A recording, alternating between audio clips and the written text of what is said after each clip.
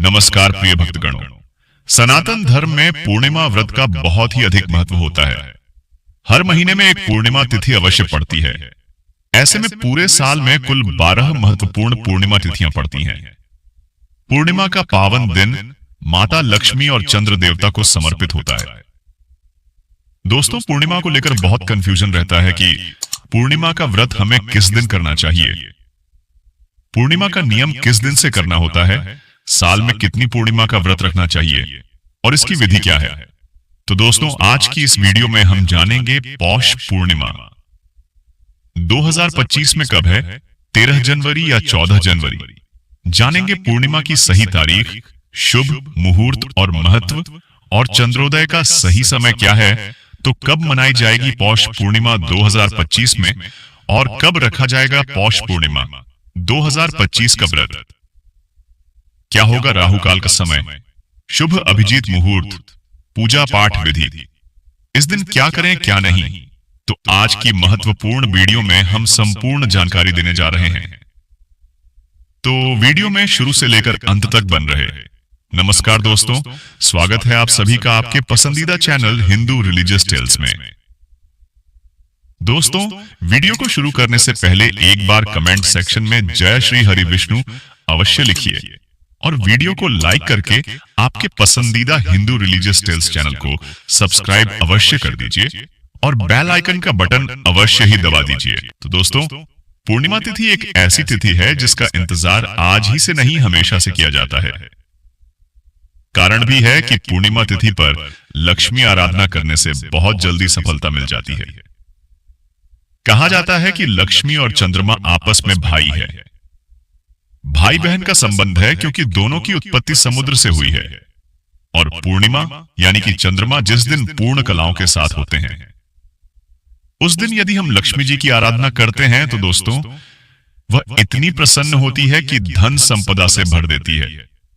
और धरती के लोकवासियों को भगवान विष्णु ने भी कहा था कि आज के दिन मेरे साथ जो लक्ष्मी आराधना करेगा, आराधना के उपरांत देव के दर्शन करेगा, उन्हें अर्घ्य प्रदान करेगा, उनके जीवन में हर प्रकार से सुख और समृद्धि प्रदान करेंगी। दोस्तों, आइए जानते हैं कि इस बार यानी कि पौष महीने की पूर्णिमा का व्रत हमें दिन रहना है। आइए सबसे पहले जानते हैं साल में कितनी पूर्णिमा का व्रत करना चाहिए। लेकिन अभी तक आपने वीडियो को लाइक नहीं किया तो वीडियो को लाइक अवश्य कर दीजिए। दोस्तों, हर महीने में एक पूर्णिमा तिथि पड़ती है। ऐसे में पूरे साल में 12 पूर्णिमा तिथियां पड़ती हैं। पूर्णिमा का दिन माता लक्ष्मी और चंद्रदेव को समर्पित होता है। हिंदू पंचांग के अनुसार हर महीने की शुक्ल पक्ष की 15वीं तिथि को पूर्णिमा तिथि पड़ती है। इस दिन चंद्रदेव की पूजा विधि विधान से करने से शुभ फल की प्राप्ति होती है। पूर्णिमा तिथि के दिन पितर तर्पण करने से पितृदोष से मुक्ति मिल सकती है। इस दिन चंद्रदेव की पूजा के साथ साथ शिव जी की पूजा से भी अक्षय फल की प्राप्ति होगी। माघ, कार्तिक, ज्येष्ठ और आषाढ़ महीने की पूर्णिमा तिथि दान करने के लिए सबसे उत्तम मानी गई है। यदि आप हर महीने की पूर्णिमा तिथि का व्रत नहीं रख सकते हैं तो केवल कार्तिक मास की पूर्णिमा तिथि पर रखें। इसके अलावा अगर आप पूर्णिमा का व्रत करना चाहते हैं तो कार्तिक मास की पूर्णिमा तिथि से ही शुरू करें। आप 32 पूर्णिमा रख सकते हैं। पूर्णिमा का व्रत रखने से महिलाओं को अखंड सौभाग्य का वर प्राप्त होता है। इसके साथ यदि आपके परिवार में कोई कलह क्लेश हो तो वो भी इस व्रत के करने से समाप्त हो जाता है। आइए अब जानते हैं पौष पूर्णिमा के शुभ मुहूर्त के बारे में, और फिर उसके बाद जानेंगे पौष पूर्णिमा की सही पूजा विधि और इस दिन क्या कर्म क्या ना करें। पौष पूर्णिमा के दिन स्नान दान और धार्मिक कार्यों को करने से साधक को सभी पुण्य फलों की प्राप्ति होती है। इस दिन ब्रह्म मुहूर्त में गंगा जी में स्नान करने से सभी पापों से मुक्ति भी मिल जाती है। इसके अलावा इस दिन यदि जरूरतमंद को दान दिया जाए तो जीवन के संकट भी दूर होते हैं। दान की सामग्री में आप इस मौसम में काम आने वाले गर्म वस्त्र का, जूते, चप्पल, छतरी का या मौसमी सब्जियों का, फलों का या तिल और गुड़ का दान दे सकते हैं। पूर्णिमा की तिथि बहुत ही शुभ मानी जाती है। इस खास दिन पर किसी भी प्रकार का तामसिक भोजन नहीं करना चाहिए। लहसुन, प्याज, मांस, मदिरा आदि से दूर रहना चाहिए। झूठ नहीं बोलना चाहिए, क्रोध नहीं करना चाहिए। पूर्णिमा के दिन श्री विष्णु भगवान, माता लक्ष्मी जी और सत्यनारायण भगवान की भी पूजा की जाती है। साथ ही इस दिन भगवान शिव सहित पूरे शिव परिवार की पूजा का विधान है। क्योंकि इस बार की पूर्णिमा सोमवार के दिन पड़ रही है, ऐसे में आप शाम को गोधूली मुहूर्त में या प्रदोष काल के समय भगवान शिव का भी पूजन अवश्य करें। शिवलिंग का अभिषेक भी कर सकते हैं। इस बार पूर्णिमा की तिथि 13 जनवरी दिन सोमवार को सुबह 5:04 से प्रारंभ होगी और पूर्णिमा की तिथि समाप्त होगी 14 जनवरी दिन मंगलवार को सुबह 3:56 पर। इसके बाद से प्रतिपदा तिथि प्रारंभ हो जाएगी और माघ मास भी प्रारंभ हो जाएगा। उदयातिथि के अनुसार इस बार 13 जनवरी दिन सोमवार को ही केवल पौष पूर्णिमा है। इसी दिन पूर्णिमा का स्नान, दान और व्रत किया जाएगा। पौष पूर्णिमा के दिन से ही माघ स्नान भी प्रारंभ हो जाता है। तो इस बार माघ मास 14 जनवरी से लेकर 12 फरवरी तक रहने वाला है। और इस बार लोहड़ी का पर्व भी 13 जनवरी को ही मनाया जाएगा। अब जानते हैं इस दिन के शुभ मुहूर्तों के बारे में। 13 जनवरी सोमवार को सूर्योदय होगा सुबह 7:14 पर। सूर्यास्त शाम 5:56 पर। ब्रह्म मुहूर्त सुबह 5:38 से 6:26 तक। आद्रा नक्षत्र सुबह 10:30 तक रहेगा और बाद में पुनर्वसु नक्षत्र प्रारंभ हो जाएगा। अभिजीत मुहूर्त दोपहर 12:14 से 12:56 तक रहेगा। राहु काल सुबह 7:30 से 9 बजे तक रहने वाला है। और इस बार पूर्णिमा के दिन प्रातःकाल पूजा का मुहूर्त सुबह 5:54 से 7:01 तक रहेगा। सायंकाल पूजा मुहूर्त शाम 5:45 से 7:06 तक रहेगा। गोधूली मुहूर्त शाम 5:42 से 6:09 तक रहने वाला है। चंद्रोदय होगा शाम 5:25 पर। और पूर्णिमा का व्रत चंद्रोदय होने पर चंद्र देवता को अर्घ देने के बाद ही पूर्ण होता है। तो चंद्र उदय के बाद आप कभी भी चंद्र देवता को अर्घ्य देकर अपने व्रत का पारणा कर सकते हैं। इस बार पूर्णिमा के दिन भद्रा काल का समय सुबह 7:15 से शाम 4:26 तक रहने वाला है। यानी कि दिन में लगभग अधिकतर समय भद्रा काल में ही बीतने वाला है। और यह भद्रा का वास इस बार स्वर्गलोक में रहने वाला है।